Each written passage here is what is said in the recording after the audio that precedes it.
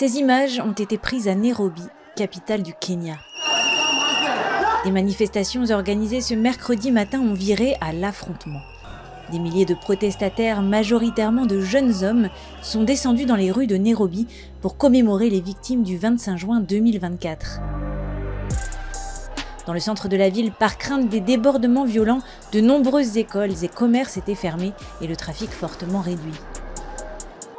L'année dernière, la prise du Parlement par des manifestants réclamant le retrait de la loi de finances et la démission du président William Ruto avait marqué l'apogée de protestations qui avaient duré jusqu'en juillet. Plus de 60 personnes avaient alors été tuées.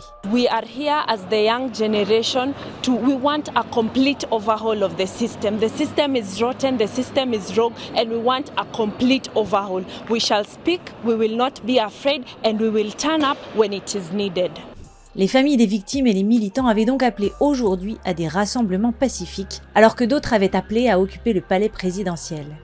Les manifestations dans le centre de Nairobi avaient pourtant débuté dans le calme, mais des heurts ont fini par éclater, avec des contestataires d'un côté jetant des pierres et la police de l'autre, répondant à coups de gaz lacrymogène et de canons à eau.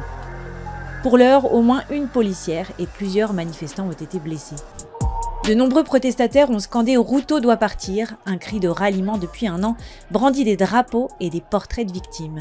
Certains ont également déposé des fleurs devant l'hémicycle.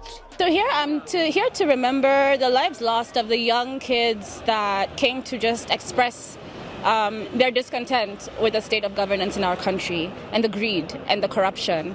And that's what Reject Finance Bill really was about last year.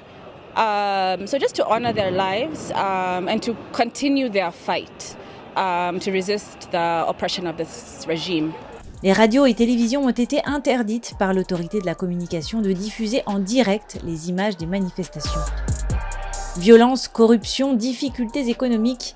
Impopulaire, le président William Ruto, arrivé au pouvoir en 2022, s'est efforcé d'éviter toute hausse directe d'impôts dans le budget de cette année afin de limiter les troubles, sans succès.